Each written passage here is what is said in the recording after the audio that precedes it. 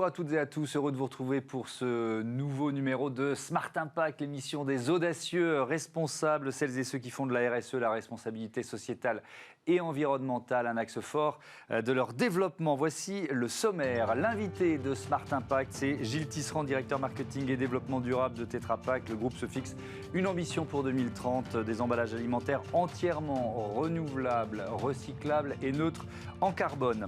Notre débat porte sur l'avenir de l'industrie automobile. Passe-t-il forcément par le tout électrique? Quelles sont les conséquences de l'électrification en termes d'infrastructures? Réponse tout à l'heure. Et puis dans Smart Ideas, la start-up du jour, c'est Syntex et son t-shirt solidaire, ou comment une entreprise réintègre les plus démunis en leur donnant du travail. Emballage, automobile, solidarité, 3 thèmes, 30 minutes pour les développer. C'est Smart Impact.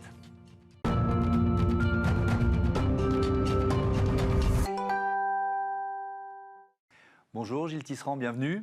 Merci, bonjour. Vous êtes directeur marketing France et Benelux, directeur développement durable de Tetra Pak pour l'Europe et l'Asie centrale, entreprise créée en 1951, qui fête donc ses 70 ans.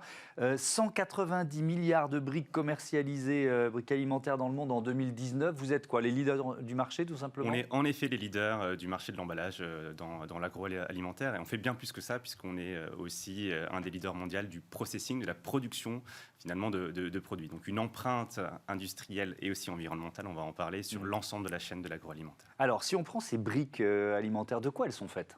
Alors elles sont faites de plusieurs matériaux. C'est essentiellement du carton, 70% en moyenne, du plastique et de l'aluminium pour les produits qui sont de longue durée. Et chaque couche a un intérêt réel qui est essentiellement de garantir la protection et la qualité du produit dans la durée. Oui, parce que le défi, c'est évidemment de protéger dans la durée. Le leitmotiv de l'entreprise, c'est protège ce qui est bon. Protège ce qui est bon, c'est ça. Comment vous faites évoluer la composition justement de ces briques alimentaires? Quelle est la part de recherche et développement dans les investissements, dans le bilan d'une entreprise comme Tetra Pak? Alors c'est très important, et on le voit aujourd'hui, il y a plusieurs vecteurs qui nous poussent et qui nous incitent à améliorer l'empreinte environnementale du produit. D'un côté, c'est la législation, et puis naturellement les attentes du consommateur.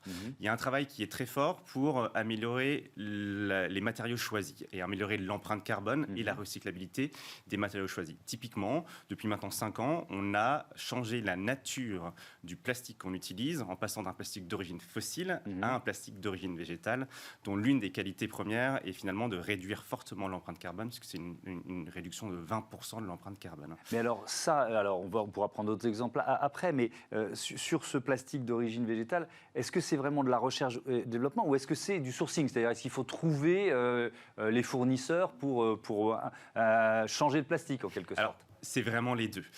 On travaille avec des partenaires sur l'échelle mondiale, et en l'occurrence, notre partenaire sur le plastique d'origine végétale vient du Brésil, mais on a travaillé ensemble justement pour créer ce plastique qui va dans nos briques. Pour vous donner un peu plus de chiffres, Tetra Pak, c'est 100 millions d'euros d'investissement en R&D chaque année.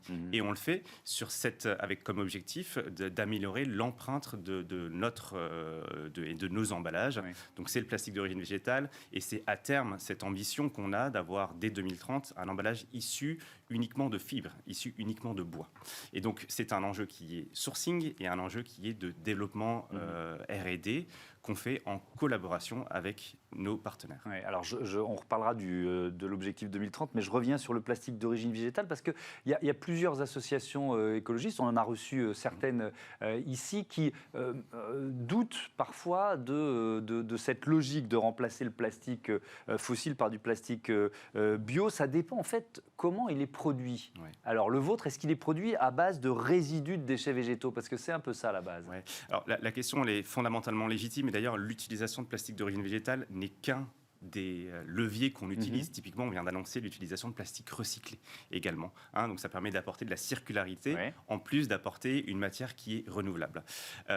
Tetra Pak, on a cette responsabilité, on a dit protège ce qui est bon, c'est notre motto. On fait très attention à notre sourcing, et on travaille d'ailleurs avec de nombreuses ONG pour qualifier et clarifier notre sourcing. Le sourcing qui est utilisé sur le plastique d'origine végétale, c'est du polyéthylène. Il est issu de la canne à sucre. La canne à sucre, on en fait plusieurs produits, du sucre et de l'éthanol. On parle notamment donc, de tout ce qui est essence végétale. Et en fait, l'éthanol a plusieurs produits. le plastique d'origine végétale est un coproduit de l'éthanol. Donc, est-ce qu'on peut pas... Moi, je préfère être transparent, c'est pas un déchet tel qu'on pourrait le définir. Ouais. Par contre, c'est un coproduit de cette filière éthanol-là.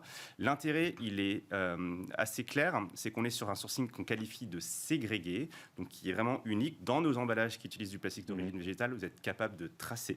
Et c'est donc une preuve, et certifiée d'ailleurs par des institutions comme Carbon Trust, une réduction à l'emballage de l'empreinte carbone. Et on sait que la réduction de l'empreinte carbone, c'est quand même une priorité à l'échelle de la société. Bien sûr. Est-ce que c'est une solution transitoire pour vous ? C'est-à-dire, est-ce que vous vous dites il va falloir qu'on remplace le plastique, quelle que soit la source du plastique, un jour ou l'autre ? Mais alors bien sûr, et merci de nous poser la question, c'est une étape qui est transitoire et je viens de l'annoncer, hein, on a l'intégration maintenant de plastique d'origine recyclé, plastique recyclé dans nos emballages, donc apporter de la circularité. Et donc en 2030, on a cette volonté, cette ambition, on est en pleine R&D, d'avoir un emballage issu uniquement de la fibre avec de la cellulose. Donc on est sur cette idée qu'on se doit d'agir maintenant, réduction carbone prouvée, et ensuite construction étape par étape, itérative, d'un produit qui va utiliser une matière uniquement renouvelable, uniquement bois, et avec un recyclage du coup complet et total. Qu'est-ce qui est compliqué de protéger malgré tout le produit sans plastique, Ouais, sans aluminium d'ailleurs ? En effet, donc le plastique et l'aluminium, comme le carton, ont cet avantage de protéger dans la durée le produit. Et les questions de durée de vie, les questions d'évaporation, les questions de qualité sont clés. L'empreinte carbone de l'industrie agroalimentaire, c'est entre 25 et 30%. Et le gâchis alimentaire, ça représente environ 10% de l'empreinte carbone totale de la planète. Donc cette notion de protection, elle est fondamentale. Et c'est pour ça que nous, on fait ce choix d'y aller étape par étape et de ne pas mettre sur le marché des solutions qui vont dégrader la protection du produit ou également dégrader la fin de vie, la nouvelle vie. C'est important de remplacer. C'est-à-dire qu'on perdrait par le gaspillage alimentaire ce qu'on gagne par ailleurs en production et en utilisation de matière, c'est ce que je comprends. Exactement. Ouais. Et donc, il est important d'avoir une approche scientifique, rationnelle, éprouvée des avantages des nouvelles solutions qu'on met sur le marché. J'ai trouvé ces chiffres sur le site de Tetra Pak, source rapport d'activité de Citeo, sur l'évolution du recyclage. 2002, 8% seulement des briques alimentaires étaient recyclées. 2020, 57% des emballages carton recyclé. Quand on dit emballage carton recyclé, c'est tous les emballages carton, dont les briques alimentaires, pour bien comprendre ces deux chiffres. Non, alors donc ce chiffre de 57%, il porte sur la brique. Il porte sur la brique. Il porte sur la brique uniquement. Et donc c'est une évolution qui est en très forte croissance et on se doit d'accélérer, n'est-ce pas ? On est sur des chiffres finalement qui sont très similaires à la bouteille plastique qui est à 58% de collecte tri pour le recyclage.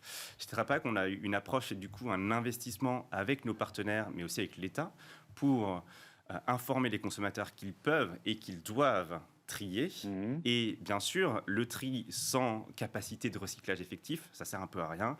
Et donc tout le travail qu'on effectue avec nos partenaires, y compris en France, des gens comme Lucart, des gens comme City, comme Veolia, pour construire des capacités grandissantes de recyclage effectif, puisque plus les gens vont recycler, plus on a besoin de capacité de recyclage. Il faut une filière qui soit capable de suivre. Exactement. Et elles deviennent quoi, ces briques alimentaires, après recyclage ? Alors, elles deviennent de nombreux produits. Vous en avez peut-être d'ailleurs dans vos studios. La fibre, on l'utilise pour faire des produits type essuie-tout, type mouchoir, type papier toilette. Ouais. On a vu certains distributeurs d'ailleurs utiliser ces allégations papier toilette issus des briques. Ça fait sourire, mais c'est quelque chose qui est utile. C'est vraiment une nouvelle vie. Ouais. Ensuite, on a la partie polyéthylène, aluminium, qui est transformé en objet de mobilier urbain. Typiquement, si vous allez à Venise, vos poteaux et vos lampadaires sont faits à partir de briques recyclées.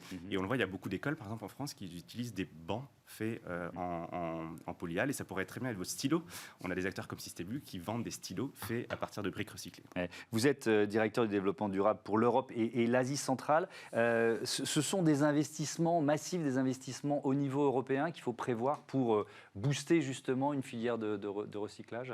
Oui, c'est massif, et donc c'est vrai à l'échelle européenne, c'est vrai à l'échelle française. Ce sont plusieurs dizaines de millions d'euros qu'on investit avec nos partenaires de recyclage pour créer et alimenter cette filière, financement des infrastructures et création des débouchés.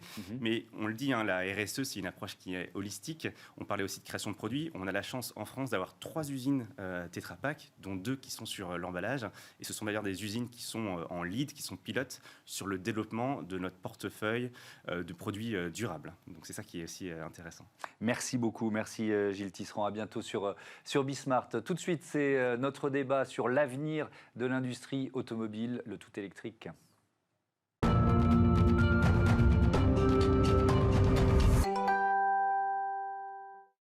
Le tout électrique est-il forcément l'avenir de l'industrie automobile? On en débat avec Paul Barocas, bonjour. Bonjour Thomas. Directeur marketing de Skoda France, et Solal Bodbol, bonjour. Bonjour. Fondateur de BIV. BIV, c'est un comparateur, c'est ça, un expert indépendant de la voiture électrique? Alors on va un peu plus loin que ça. On a un service qui accompagne les clients pour faciliter leur accès aux véhicules électriques.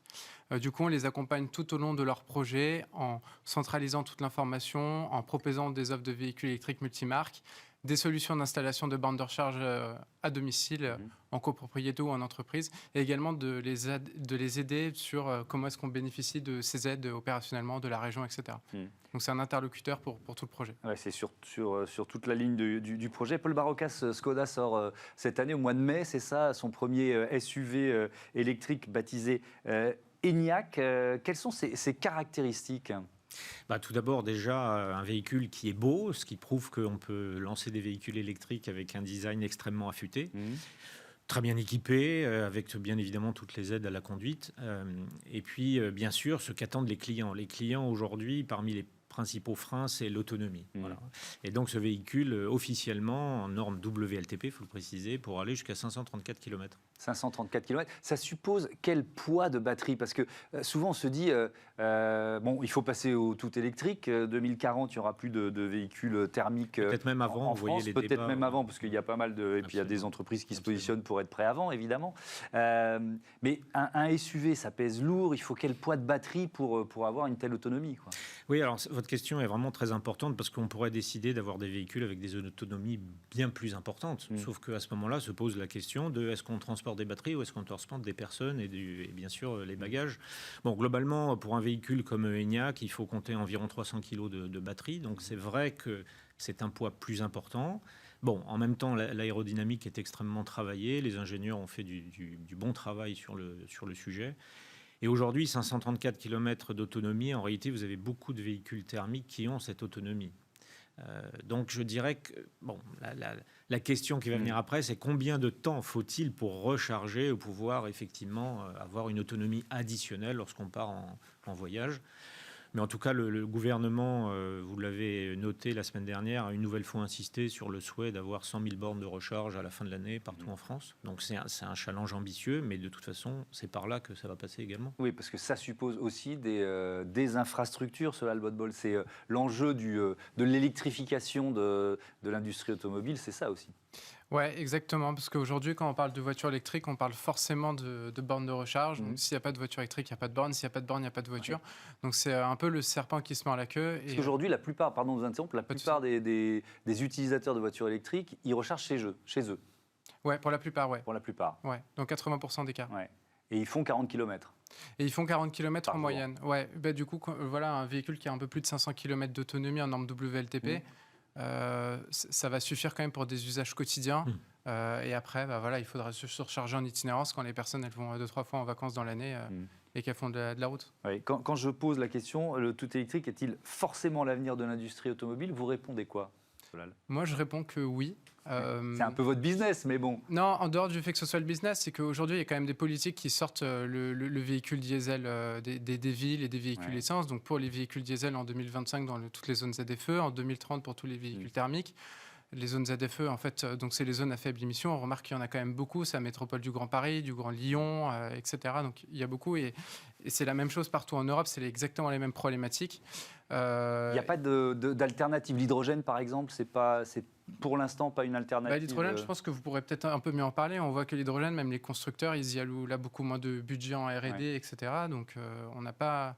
Il n'y a pas tendance à voir qu'il y ait une volonté d'aller vers l'hydrogène. Alors ça, c'est une vraie question. L'électrique a beaucoup d'avance sur l'hydrogène? Ça, c'est le constat. Et Oui, en après, fait, la question, c'est pourquoi. Oui, tous les constructeurs travaillent bien évidemment sur l'électrique depuis un peu plus longtemps, mais également sur l'hydrogène. Mais je dirais que la question de l'hydrogène, pour l'heure, d'abord se pose des problèmes d'infrastructure, de sécurité, et puis quel intérêt d'avoir de l'hydrogène si c'est de l'hydrogène carboné. Donc il faudrait pousser la logique jusqu'au bout et que ce soit un hydrogène produit effectivement avec une... Mais on peut dire la même chose pour l'électricité. Je sais pas, en Chine ou en Pologne, l'électricité elle est d'abord produite par du charbon, enfin par des industries à charbon. Oui, alors c'est vrai qu'en fonction des pays, et on a la chance en France, c'est navré, je sais que ce débat peut encore susciter beaucoup d'émotions, mais c'est vrai qu'en France, le fait que l'énergie électrique soit produite par les centrales nucléaires amène un bilan global qui est le meilleur en Europe. Donc on a, là sur ce sujet, on peut le dire, on a cette chance-là, et je ne veux pas du tout rentrer dans le débat du nucléaire, etc. Ce n'est pas le propos, c'est juste, ce sont des faits. Mais c'est vrai que l'hydrogène, on y viendra également, mais en tout cas en ce qui concerne le groupe qui m'emploie, on y travaille, mais dans une solution effectivement de production de cet hydrogène de manière totalement décarbonée. Et on n'y est pas aujourd'hui. Ouais. Dans les critiques qui peuvent être émises sur le tout électrique, il y a la question des matières premières qui sont nécessaires pour fabriquer les batteries, ces fameuses terres rares. Et c'est vrai que ça plombe le bilan carbone des véhicules électriques aujourd'hui.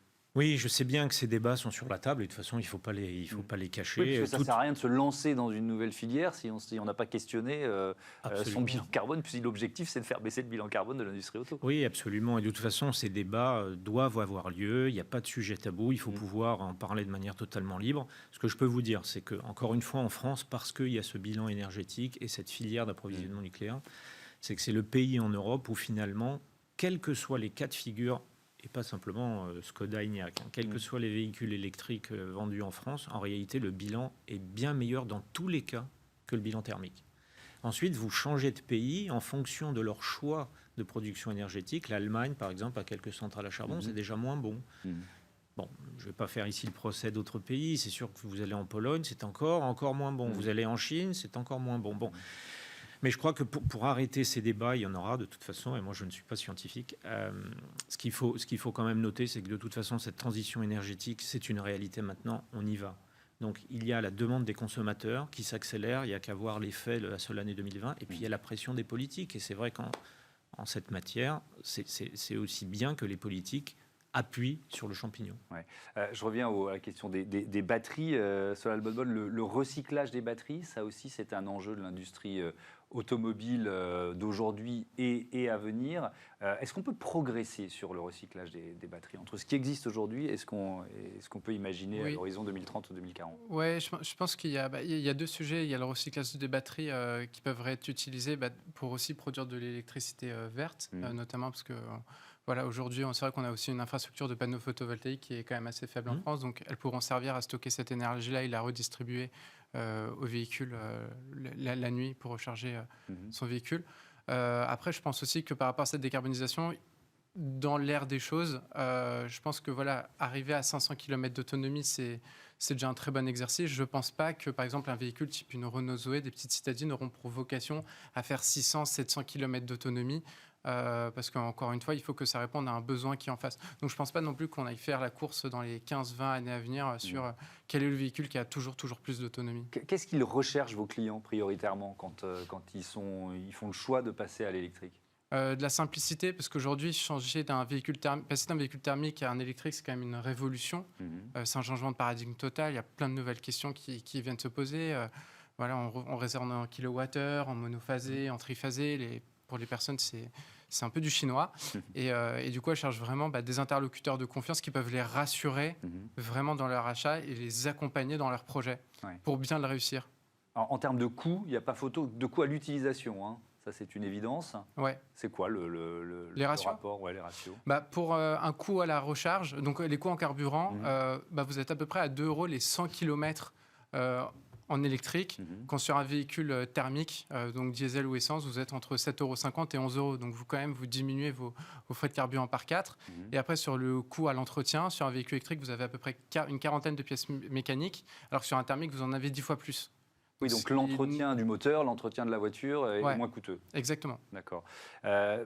Si on revient sur l'impact carbone, le cycle de vie d'une voiture, en fait, plus on utilise une voiture électrique, plus on va améliorer son bilan carbone. Oui, c'est une absolument. évidence. Absolument. C'est une évidence. D'abord, c'est une loi, j'allais dire, mécanique. Mais encore une fois, je sais peut-être, j'ai l'impression d'insister là-dessus, mais il y a ces effets d'extraction, mais de l'extraction jusqu'à la production et au recyclage. En France, nous pouvons quand même nous satisfaire d'avoir un bilan carbone qui sera bien meilleur. Ouais. Mais là, Par on est rapport à dans un- n'importe quel produit Ouais, thermique, hein, et j'entends quelles ça. que soient les marques ou les modèles. Mais on est dans un mouvement qui dépasse la France, la bascule de l'industrie automobile vers l'électrique. Oui, absolument. Est-ce qu'on a fait cette bascule un peu trop vite? C'est-à-dire, peut-être, je vais mettre les pieds dans le plat, peut-être plus pour des raisons idéologiques que vraiment pour des raisons environnementales. Bon, écoutez, encore une fois, le poids du politique a été extrêmement fort, que Ouais. ce soit par des décisions, oui, lors de grandes conférences, que ce soit par des incitations fiscales. Et c'est vrai, on sait qu'en France particulièrement, les acheteurs peuvent être extrêmement sensibles à cela. Et c'est ce qui se passe. Encore une fois, en 2020, le marché a très fortement progressé, poussé par ces incitations. Les Bon, constructeurs, je crois que- ça peut aller aussi vite. Il n'y aurait pas eu le choix politique. Écoutez, de toute façon, ça fait très longtemps qu'on travaille sur l'électrique, mais il faut le reconnaître. C'est vrai que la pression politique, la pression des municipalités, la pression effectivement des mouvements consuméristes, des associations de protection de l'environnement, mais finalement tout ça, il faut le voir de manière positive. Cette manière ce débat qu'il y a eu a poussé effectivement à cette disruption. Écoutez, de toute façon, il faut aussi le reconnaître, ce sont des investissements qui sont extrêmement coûteux pour les constructeurs automobiles, quels qu'ils soient. Et vous voyez d'ailleurs des informations peuvent fleurir toutes les semaines, qui plus est après l'année 2020 qui a été très difficile. Donc il faut financer cette transition, c'est très coûteux, mais la voie est là. De toute façon, on ne reviendra pas en arrière. Et juste pour terminer là-dessus, aujourd'hui, et je reviens sur cette remarque sur l'autonomie, je crois que c'est pas le bon débat parce que de toute façon, les batteries vont beaucoup s'améliorer, les points de recharge vont se multiplier. Donc c'est vrai que demain, d'insister sur une autonomie à 500 ou 600 km, ça n'aura plus lieu d'être. En réalité, ce qui vous importe, c'est le temps que vous allez mettre à recharger pour terminer votre trajet. Et donc ça va considérablement se réduire. De 40 minutes, on estime... D'ailleurs, il y a une start-up israélienne qui promet aujourd'hui des temps de recharge ramenés à 5 minutes. Or, 5 minutes, c'est plus ou moins ce que vous mettez pour faire votre plein. Pour faire le plein. Donc, merci beaucoup. Merci à tous les deux d'avoir participé à, Merci à pour ce votre débat. invitation. Tout de suite, la start-up du jour, on porte un t-shirt solidaire. Smart Ideas avec BNP Paribas. Découvrez des entreprises à impact positif.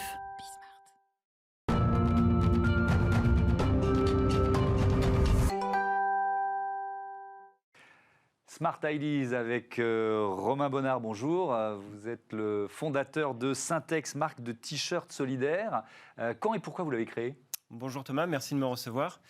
J'ai créé Syntex en 2019. Syntex, c'est une marque de vêtements à mission. La mission, c'est de lutter contre la pauvreté par le travail, en faisant travailler un maximum de personnes en situation d'exclusion et de grande pauvreté. Le point de départ de cette aventure, c'est votre observation de la ville, quoi, tout simplement, et des sans-abri, peut-être? Oui, tout à fait. Ça a commencé avec les sans-abri. Moi, j'habitais à Paris, dans un quartier où il y avait beaucoup de sans-abri. J'ai commencé à aller à leur rencontre. Et j'ai découvert chez eux d'innombrables qualités et parfois, chez certaines de ces personnes, on va dire des compétences. Il y en a qui étaient anciens enseignants, anciens ingénieurs. Et donc, j'ai voulu aller plus loin dans leur intégration et je me suis clairement dit que les entreprises avaient un rôle à jouer dans leur intégration, puisque le travail, en fait, est un des 3 piliers de l'intégration avec le logement et l'éducation. Donc, j'ai voulu créer une entreprise qui privilégie le travail des plus démunis dans l'optique de les intégrer. Et alors, pourquoi vous avez choisi le vêtement ou la mode pour finalement être le vecteur de cette volonté? Tout à fait. Une marque de vêtements dans l'intégration, c'est assez intéressant puisque finalement, quand on porte des vêtements, on porte aussi ses valeurs. Donc ici, les valeurs, c'est la tolérance, la bienveillance, l'intégration et la solidarité. Et puis aussi dans la confection, dans la mode, aujourd'hui, en termes de statistiques, il y a encore plus de femmes qui travaillent dans la confection. Et les femmes, au niveau de la pauvreté, elles sont beaucoup plus en difficulté que les hommes. Donc en fait, je m'attaque aux personnes les plus fragilisées dans la pauvreté. Donc il y a beaucoup de femmes dans vos ateliers? Alors, on travaille avec 2 ateliers d'insertion partenaires, un qui assure la confection et l'autre la logistique de nos vêtements. Et celui qui assure la confection, il y a 80% de femmes, effectivement. Ce premier, vous le portez d'ailleurs, j'imagine, ce premier t-shirt. Le t-shirt solidaire, oui, tout à fait, c'est celui que je porte ici. C'est quoi ses caractéristiques, si vous deviez nous le décrire? Comment, par qui il est fabriqué? Alors, il est fabriqué dans un atelier d'insertion à Marseille. Et puis après, il est La préparation de commande est assurée par un autre atelier d'insertion, ce qui fait qu'en tout, c'est 9 personnes qui travaillent sur ce t-shirt. Et donc, on peut dire que ce t-shirt participe à l'intégration de 9 personnes. L'autre caractéristique, en fait, de ce vêtement, c'est que c'est pas parce qu'on fait de l'intégration qu'on a voulu lésiner sur la qualité. Donc, en fait, c'est un coton 100% bio et assez épais, puisqu'il fait 190 grammes. Donc, en fait, c'est un vêtement de qualité qui offrira une bonne tenue et une bonne durée dans le temps. Est-ce qu'on est dans du Made in France avec ce t-shirt? Oui, on est dans du 100% Made in France, puisque en fait, on fait travailler 10 entreprises françaises, donc que ce soit pour l'achat de la matière première, des étiquettes, des cartons, etc. Un petit bémol quand même sur le coton, il ne vient pas de France puisqu'il n'y en a pas en France et donc il vient d'Inde. Et en toute transparence, on a demandé des certificats aux fournisseurs français qui achètent son coton en Inde pour savoir s'il y avait bien les labels en fait à la fois écologiques et en termes de conditions de travail qui étaient respectées dans son prestataire indien. Oui. Vous en êtes-vous du développement de l'aventure Syntex? Alors, en fait, là, on est à notre seconde année. On a fait on sort d'une campagne de financement participatif qui s'est terminée en septembre 2020. Et on va sortir donc des troisièmes produits d'ici l'été. On est encore en réflexion.